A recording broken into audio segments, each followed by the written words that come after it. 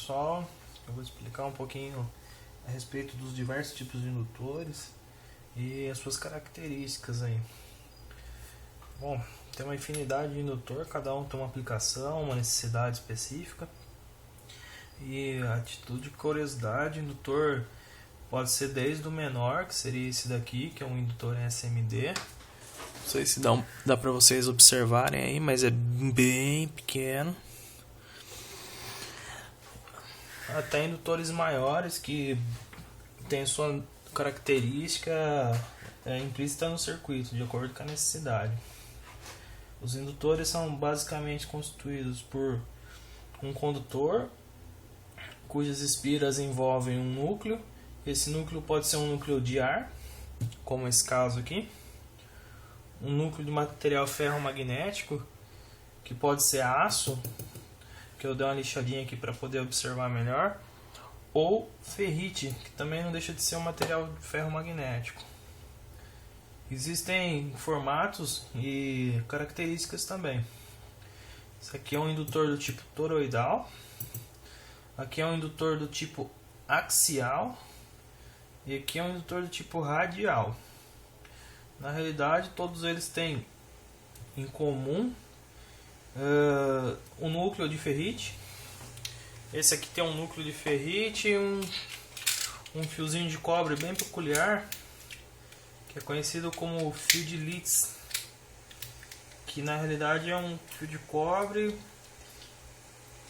com outro fio de nylon e uma trama isolante. Então é um par trançado. Na realidade são uma infinidade de condutores de cobre enrolados num núcleo de ferrite. Aqui tem uma propriedade. Geralmente esse tipo de ferrite aqui é utilizado em filtro, filtro de passa alta ou passa baixa, de acordo com a quantidade de espiras, no caso a indutância envolvida.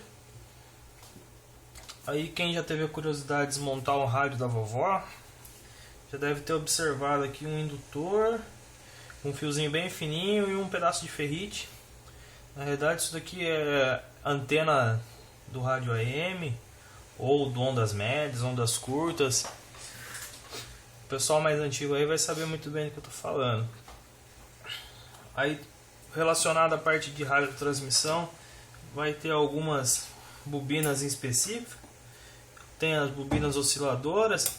No caso dessa daqui eu tirei de um rádio valvulado e estava na etapa de ondas médias. Daí tem toda uma peculiaridade aqui no circuito de oscilação. Então a quantidade de espiras aqui determina a frequência de operação do meu rádio. E já essa espira aqui, essa bobina no caso, ela tem um núcleo com um diâmetro maior, é um núcleo de ar. A mesma característica, um primário e um secundário, porém a frequência de trabalho aqui é diferente. Dependendo da necessidade, ainda tem esse tipo de bobina que é conhecida como bobina de FI, as bobinas de frequência intermediária. Tem um primário e um secundário e um núcleo de ferrite ajustável.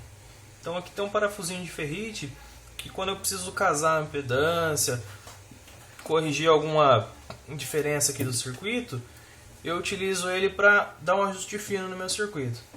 Aí também tem as FIs menorzinhas e ela tem uma blindagem em volta aqui, uma blindagem eletromagnética.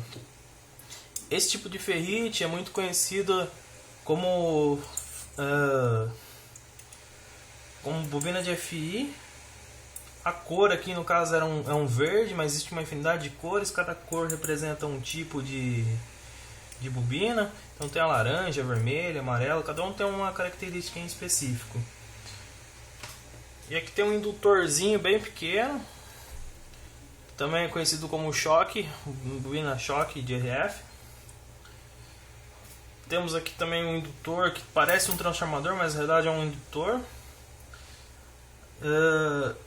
Está um pouco sujo aqui, mas o que está escrito aqui é 500 microhenry.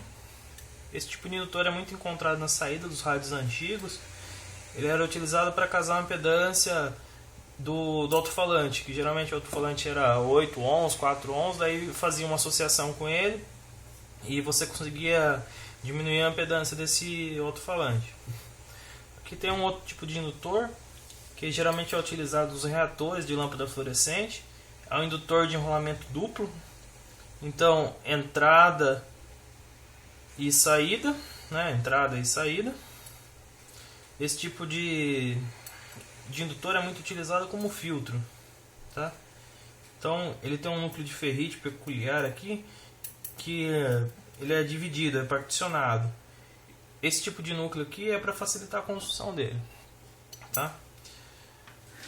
Aqui tem um outro tipo de indutor. Observe que a espessura do condutor dele é um pouquinho mais grossa.